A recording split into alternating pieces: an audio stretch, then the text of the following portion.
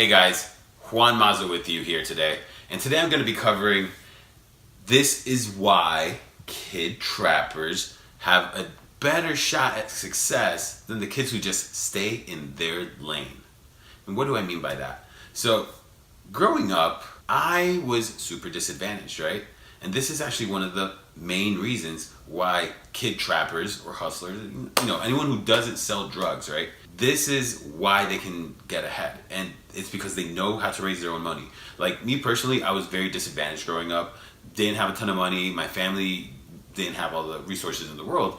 But it did teach me that I can be resourceful myself. So I learned that certain people had a need and I could deliver that need. Now, most kids, for their first sales, especially of their kids, is probably a candy bar behind the teacher's back, right? But for me, it was actually pictures that I would print off the internet. So I was growing up when, computers were still white and gray and yellow, and they weren't very super affordable. So I was working with a buddy of mine, and he would print the pictures out of an anime, and we would go ahead and sell these pictures to a kid in our neighborhood for 5, 10, 15, 20 bucks a pop. This was super lucrative considering it was middle school. Again, we found something that someone needed and we sold it to them.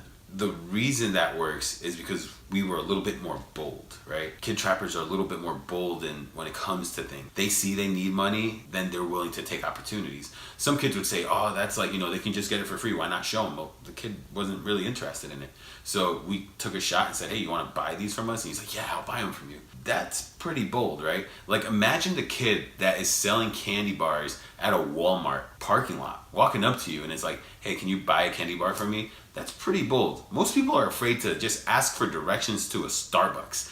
So yeah, they learn certain things growing up that helps them be a little bit more forward and have a better shot at success. Now, the last reason that makes kid trappers a little bit better positioned to succeed is that they have street smarts. And street smarts is knowing when to hold them and knowing when to fold them, right? Reality is, it's more about being personable in my opinion, like understanding a situation, understanding if you're being played or not. And this translates so well into adult life. Whether it's, you're trying to buy a car and you're dealing with a used sales car guy, no offense guys.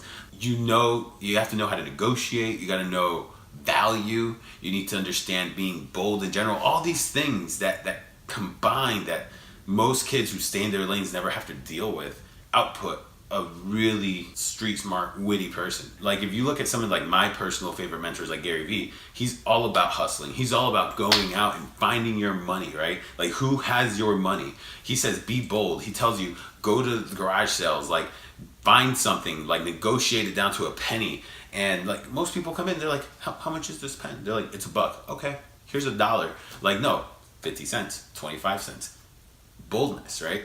And then at the same time, you can understand that the other person's getting offended if they're, not having it, if they're about to kick you out. And that's the street smarts. Being witty, being available, like self-aware.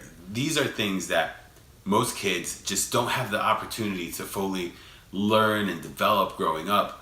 And in my opinion, that makes them a little bit more disadvantaged. That makes them into someone who's afraid to ask questions, someone who's afraid to get in trouble. They go to school, they get their papers in on time, they never have interesting conversations with their teachers, and maybe they're just there partying and they have certain aspects, but the kid trapper always has $1 on his mind. That's all I have for my video today, guys. I want to thank you for watching. Let me know if you agree, if you disagree. Drop the comments right in the comment box below. Shoot me a message if you want, private messages. Let me know if you guys have any questions that you'd like for me to discuss. That's it, and thanks for watching.